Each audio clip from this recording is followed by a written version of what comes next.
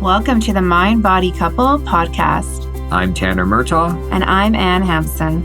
This podcast is dedicated to helping you unlearn chronic pain and symptoms. If you need support with your healing, you can book in for a consultation with one of our therapists at painpsychotherapy.ca. Or purchase our online course at MindBodyCommunity.com to access in-depth education, somatic practices, recovery tools, and an interactive community focused on healing.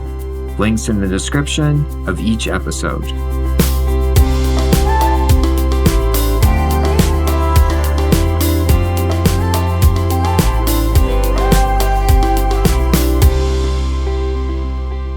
Have you ever asked yourself, where am I in my healing?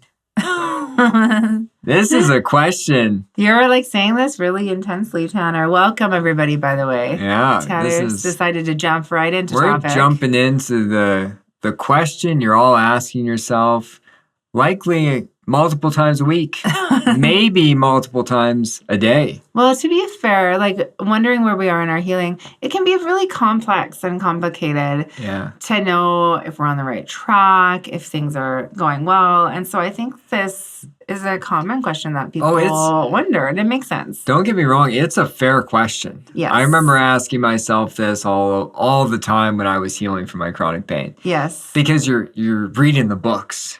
You're listening to the podcasts. Yes. Maybe our podcast. Yes. You're, hopefully. Well, people are right now if you're hearing this, Tanner. Yeah, that's fair. Okay, sorry, keep going. You're starting to learn the strategies. Mm-hmm. You're hucking in some somatic tracking. You're trying to change your response to your symptoms.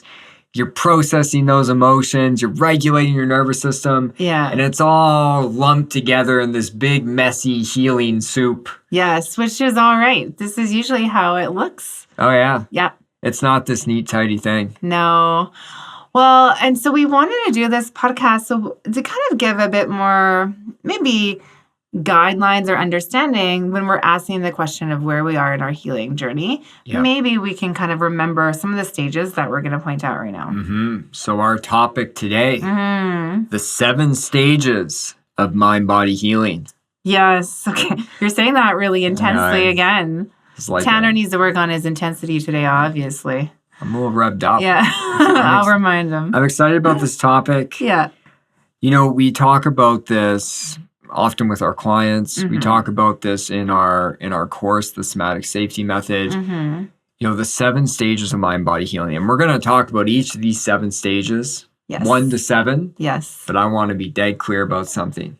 This is not a linear process. No. And so if you listen to this and you're like, wait, I don't do it in this order, or start to panic of am I doing something wrong? That's totally not what we're highlighting here. Totally. We're just mentioning kind of benchmarks to think about. A normal healing process is you're going stage 1 to 4. Mm-hmm. You're jumping back to 2. Mm-hmm. You're shooting up to 6. You're moving back to 1. This is a normal process of what healing may look like. Yes. So, based on this. Yes. Stage number 1. Okay. Or, this stage can be at any time. Just that. Yeah. I had to highlight that again. But not to confuse people. Stage number 1. Stage number 1, physical and diagnostic. Mm-hmm. And typically this is more at the beginning, though. We have to say. Yeah. In this stage, people start to have chronic pain, chronic symptoms. Yes. Starts this way. And we're focused on getting physically assessed. Yes. Diagnosis, searching, seeking, trying physical treatments to fix the issues. We live in a medicalized world. Yes. And it's not to say that our approach is fighting the medical system. I don't want that. I want our approach to be included in the medical system. But it's not people's first stop. Yes. Every once in a while, I get a client who's been in pain 3 months or had fatigue for 3 months, and they come to see us, and I'm like, this is amazing. How did you get here so fast? Yes. Because for myself, I don't think I came to a mind-body approach until I was 3 years in. Right. And I think it's more common to not come to a mind body approach for 5, 6, 10 years. Yeah, And like so, we can be here for decades. yes. Where we're just constantly looking for a physical answer, a medical solution. In my first 3 years, I was getting every body part scanned. I was seeing specialists, all the different specialists, trying countless treatments. And at this point, I really didn't have awareness that there was a way to cure chronic pain or symptoms using a brain and nervous system approach. Like that wasn't even on my radar. No. And to be frank, even if it was, there was no openness. Yeah. And I think like in terms of like maybe the stages of healing, this really naturally for most people, when they think of their story, is the starting place of just recognizing pain and trying to search for a solution, usually trying to figure out physically what's wrong first. And I think most of the people I talk to that relate to this being the starting place for the journey. For the majority of people, this is very normal to be here. It's very normal to be here for a decade. Yes. And if you're new to our podcast, welcome. This is a different approach. And maybe you're still in stage number 1. You're just starting to edge your way out of that. But, there's those unique individuals that just they clue in right away. This is an emotion issue. This is a nervous system dysregulation issue. But for most of us, including myself, this is where we start. Well, and there's something interesting about reflecting on this stage, I guess, because there's so much learning we can have from it, from the experience, what we went through. Because often it's this experience of like, okay, what's going on with my body? I'm going to medically and physically try to figure it out. That gets us to other stages of healing and the mind-body idea. Now, this bleeds in to stage number 2. All right. Growing danger and dysregulation. As someone's physical symptoms continue on, they worsen, they spread, so does the dysregulation. Right. Fear, frustration, despair.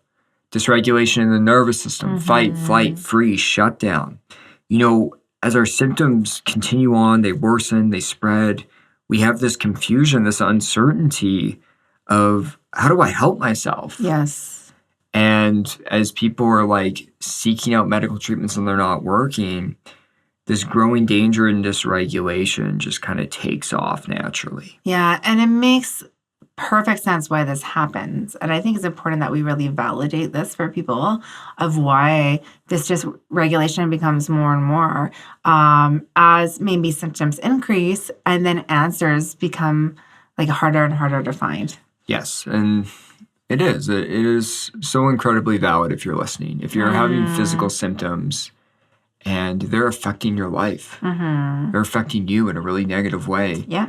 And you see doctor after doctor and you're not finding answers. Yes.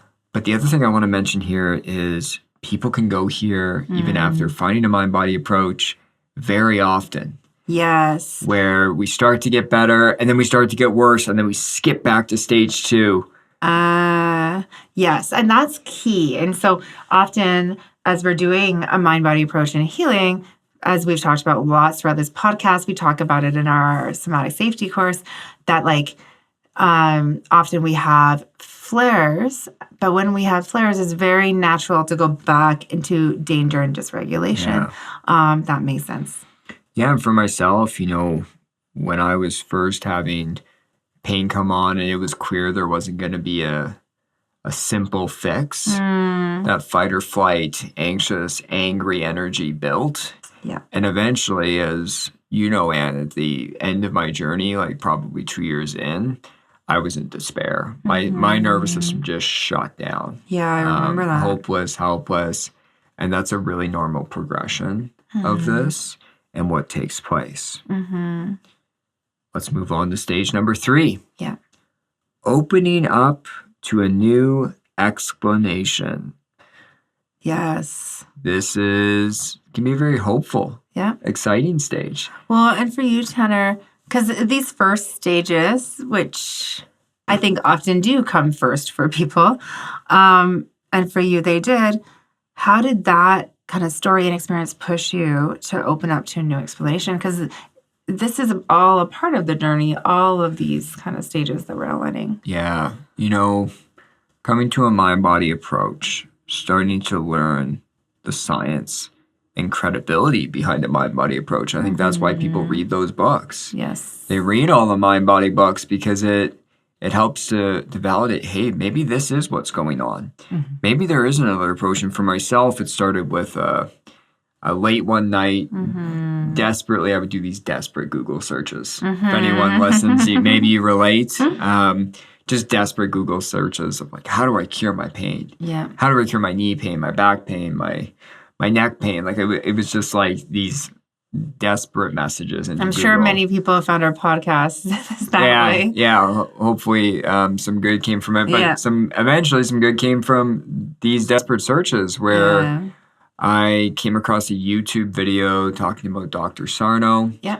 Which is, when we talk about a mind-body approach, this is really where it originated back in the 70s and 80s, just Dr. Sarno really understanding, hey, a lot of chronic pain, a lot of chronic symptoms can be psychologically triggered, not physically triggered. Right. And that's what started to open me up. And it was a small little opening. Like it wasn't this like miraculous thing of like, I've found hope. Right. I'm going to be completely better. Like, at the beginning, it was just an opening of first off, maybe this isn't a cult. And maybe... all right, that's a good thing to know. And maybe there's some validity here. And just maybe this might be matching what's going on for me. And I think that's where we start with this, is we just start to get the evidence at first. Yes. And we start to get the knowledge of... maybe there's a valid point, a valid approach to treating chronic pain and symptoms. Right. Stage number 4, gathering evidence to see if it fits. Totally. And one thing I want to point out about that, like that is something that I think we do as therapists a lot with clients. That is a big part of our course as well in terms of gathering evidence, because it's so key to get the logical brain on board. Yeah. And of course, one of my big passions is connecting people with their body, creating safety, hence the somatic safety method. Yes. And regulating the nervous system, connecting with the nervous system, with the body. But it needs to start with the thoughts and beliefs. It needs to start with, is there evidence? Is there legitimate evidence that my symptoms could be neuroplastic? Yes, because this, like any healing with a mind-body approach, we need to believe it. And we need to believe in the approach or model that we're using in terms of like moving forward, right? Yeah. And so it's not just, you're not just going to believe your symptoms are neuroplastic. It's really rare I work with someone where they just have this eureka moment. It all clicks like it is by looking for the logic. Yeah. And we go off a set of criteria in our second podcast episode. Yeah. So go back and like search that out, because we talk a lot about gathering evidence on the podcast. Yes. But this is, the first thing we're doing when we're working with someone therapeutically. Yeah. Now, stage number 5, experimenting with a new approach. Totally. And I think a lot of people might really resonate with being in this kind of stage of they're looking at things, they're experimenting, they're trying things on. And that's a really great place to be, because it's like this open mind, and now I'm going to put in some action. Yeah. And you may not have in our next stage, we talk more about practices, but this is just like, you're just trying things on. Yeah. You're starting to think about your body differently.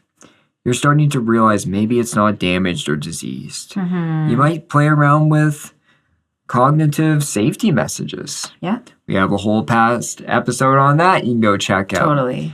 I have some videos on YouTube around that. But we just start to think about it differently, try out maybe some of the strategies. And this could lead to, even for myself, when I was first starting to do this, it started to lead to a reduction of avoidance and starting to approach things in life. Yeah. It was like the beginning stages of exposure. Yeah. Where I just started to widen my world. Maybe I would go to a dinner with a friend. Yeah. Sit in a different chair, because chairs would often trigger my back pain. Maybe I would walk a little bit further.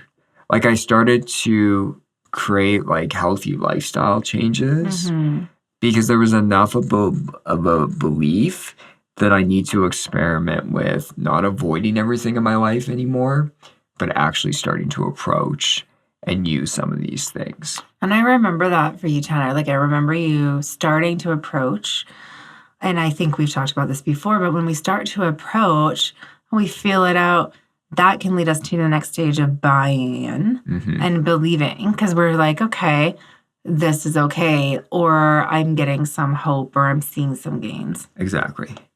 And yeah, it's just kind of the beginning of really getting into like the thick of it with the strategies. Yeah.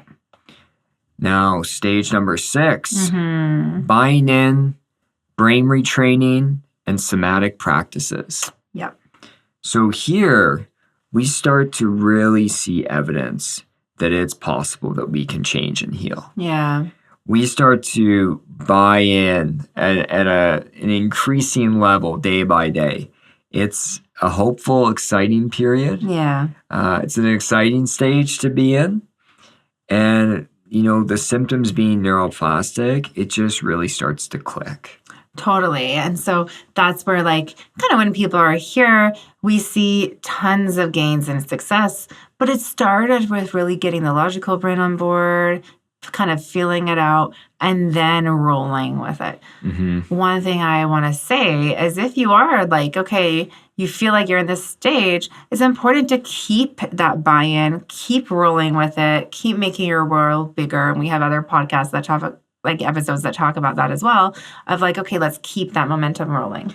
Yeah. And, you know, stage number 6, it can feel really nice. Even if some of the work is hard, like we feel very committed. Yes. We're bought in, we're committed, we're practicing. Yes. And you are not going to hang out in stage number 6 all the time. That's just not possible. You're going to skip back. You're going to skip back to maybe, you know, just being open again in stage number 3, or starting to regather that evidence because you have your doubts, and then moving back to stage 6. Okay, so that's a really good point to how this isn't really linear. And I know we are reading it in a linear fashion, but it's not uncommon to, that's right, to like, oh, I had a pain flare, I'm struggling, maybe I can apply those techniques, and now I need to gather evidence again to get the logical brain on board and then feel safe again doing my somatic practices. That's super normal to kind of go in this circular fashion. So normal. Like you could be in stage number 6 where you're bought in, you're practicing things, and then you have a flare, and then you're all the way back at stage number 2 where you're just growing danger and dysregulated. And I want people to know that that is so very normal. And a part of the healing process. And that's why we wanted to outline these. And it might be helpful then to think of, oh, where am I right now? It might be different than where I was yesterday. It might feel like I'm back at stage 1 when I was at stage 5 yesterday. That's okay. But identifying where we are can help us decide how we want to like move forward next. So, you know, in stage number 6, when you're more bought in, brain retraining practices, you know, there's so many practices, and we give lots of them away for free. Yes. We have lots of our podcasts. YouTube channel, which is just Tanner Murtaugh, MSW, RSW. Even like our mailing list, there's often free like somatic practice that we send out through that. Through both of our agencies, and the links are down below. But we're using brain retraining practices. We're regulating the nervous system. We're processing our emotions. We start making bigger life changes with movement, relationships, intensity. A little intense right now. And smiling in a good way, I promise. And we're reducing avoidance even more that was holding us back. Now, if people need more support, of course, we do offer therapy within certain provinces in Canada. Through our one agency, and we also have our full course, which has a tremendous amount of practices, more than you would ever need. But let's talk about the final stage. Stage number 7. Maintenance. Now, maintenance is an interesting word, because I think sometimes we can be like, I'm in maintenance stage. And then we can, like, we were talking about being kicked back and like, I'm not in maintenance stage. Yeah. So, but I think a lot of people want to feel like they're in maintenance stage. So kind of just share a bit about that then, Tanner.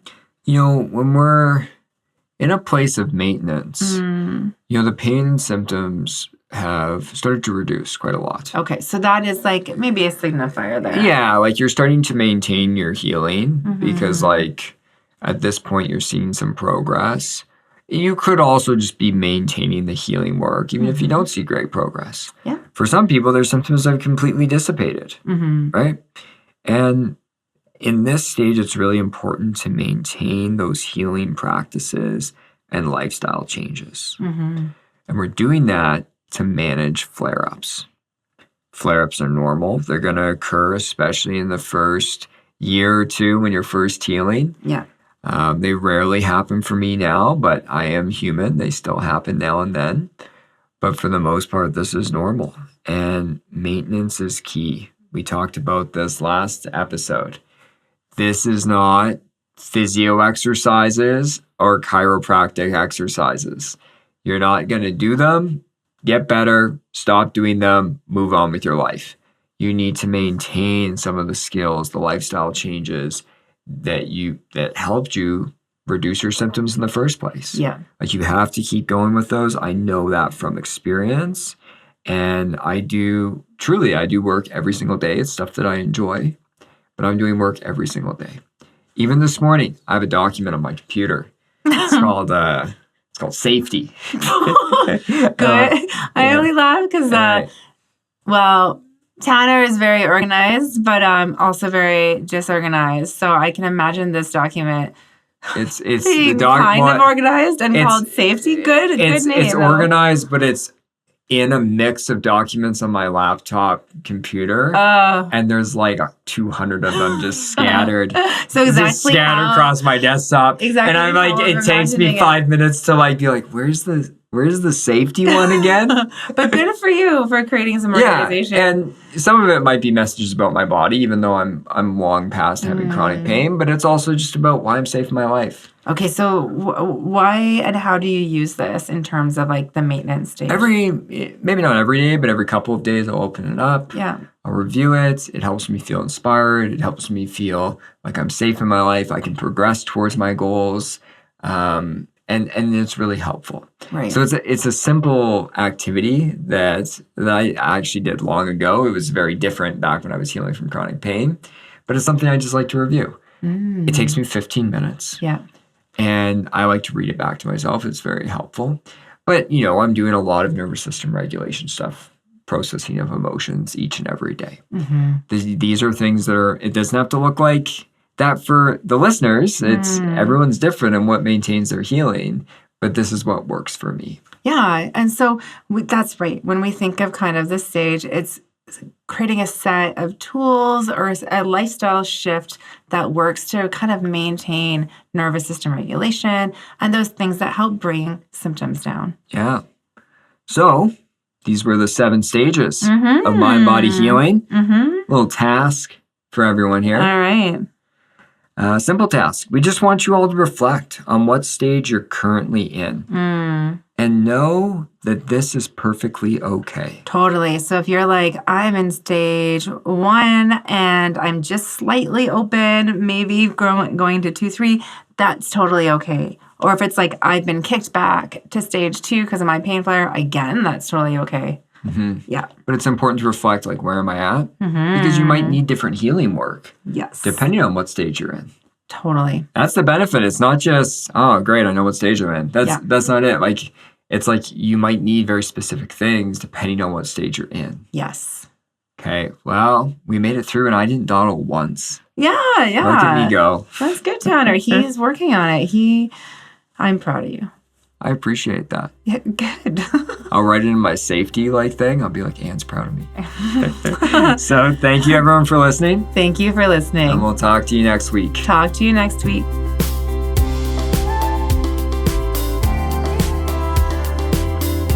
Thanks for listening. For more free content, check out the links for our YouTube channel, Instagram, and Facebook accounts in the episode description. We wish you all healing.